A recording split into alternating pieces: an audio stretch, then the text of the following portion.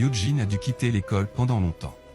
Zhang est resté seul et malheureux à cause du départ de Yunjin à tel point qu'un jour il s'endormait pendant la conférence en raison de la perte du désir de continuer la leçon et soudain, Zhang se réveille et trouve une fille assise sur le siège de Yunjin. Zhang n'est satisfait d'aucun autre étudiant assis sur le siège de Yunjin, mais la fille qui était assise sur le siège s'avère être la meilleure amie de Yunjin, Yoa, qui dit à Zhang que Yunjin est revenu de son village et est maintenant dans sa chambre. Zhang se dépêche de sortir et se dirige vers le lieu de résidence de Yunjin, s'approche de la porte et l'appelle bruyamment. Yunjin ouvre la porte et il semble que de la tristesse apparaissait sur ses traits. Zhang demande à Yunjin la raison de son absence tout ce temps mais elle ne répond pas à sa question et il semble qu'elle mettait dans sa main droite un badge noir indiquant la mort de son père. Après avoir atteint la dernière période de l'année scolaire, tous les élèves sont à la fête de remise des diplômes et Zhang commence à regarder Yunjin qui était assise avec son ami Yoa. Zhang s'approche d'elle et lui demande de danser avec lui à la fête d'adieu.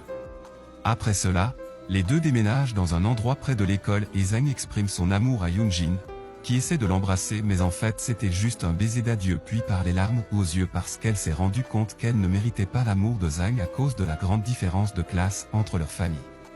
Un an plus tard, Yunjin est devenue étudiante à l'université et il semble qu'elle travaillait temporairement sur le campus pour financer ses frais de scolarité et a pu faire la connaissance d'un étudiant nommé Johan alors qu'ils se rapprochaient et passaient la plupart de leur temps ensemble.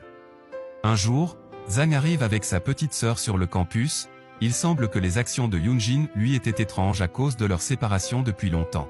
Et soudain, Johan les interrompt et se présente comme l'amant de Yunjin. Zhang répond à Johan en disant qu'il est aussi l'amant de Yunjin mais Yunjin leur dit qu'ils ne sont que des amis proches et après cela, Zhang emmène Yunjin au temple pour écrire leurs souhaits sur un morceau de papier.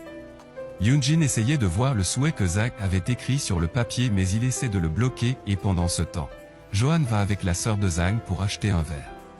Après son retour, Johan voit Zhang et Yunjin parler sérieusement et de manière inattendue.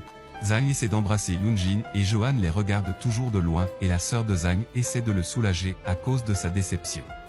La relation de Yunjin et Juan était tendue et ils ne se souhaitent pas la bienvenue même s'ils travaillent ensemble dans la même bibliothèque et à cause de cela, Yunjin se rend chez Zhang pour évacuer sa colère contre lui.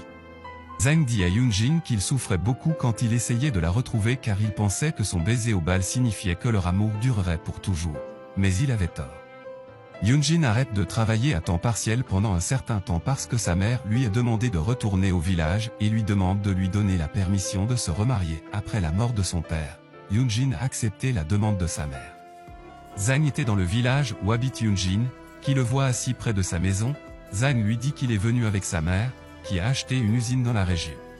Les deux passent du temps de qualité ensemble à fabriquer des lanternes de lapin et plus tard, Zhang invite Yunjin à vivre avec lui à Pékin après avoir obtenu son diplôme universitaire.